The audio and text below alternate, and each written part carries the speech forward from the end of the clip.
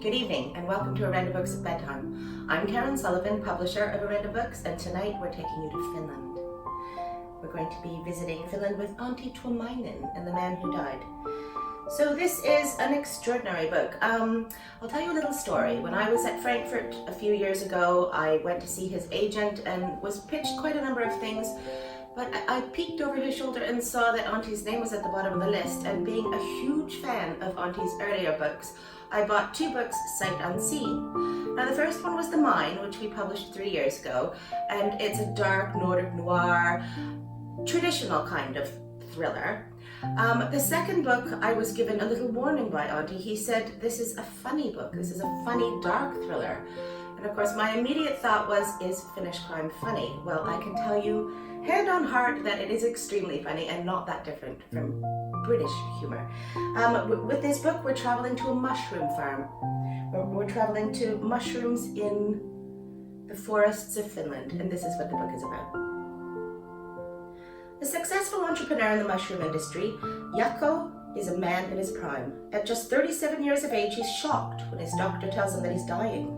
What's more, the cause is discovered to be prolonged exposure to toxins. In other words, someone has slowly but surely been poisoning him.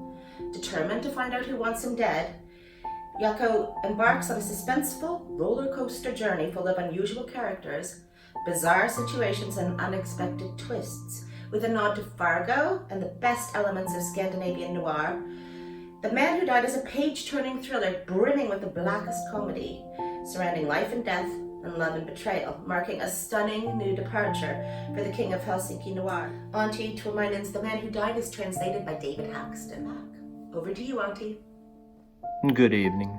My name is Antti Tuomainen, and I'm going to put you to sleep now. I will read from my book, The Man Who Died.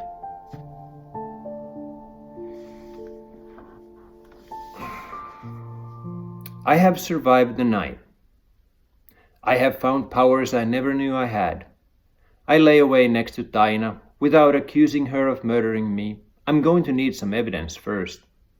I managed to down a liter of honey-flavored acidophilus yogurt between midnight and 6 a.m. and I have pondered my situation, considering my possible next steps. And you can say what you like about death, but its slimming effect is not to be underestimated. The swimming trunks, which pinched my hips at the beginning of summer and were so tight round my groin that they could have given me a hernia, now sit nicely thanks to the fasting regime I instituted at dinner last night. Of course, this is only temporary, but as I now know, so is life. Good night. Thanks so much, Auntie, and thanks to you for listening. We'll see you next Sunday for another episode of Orenda Books at Bedtime.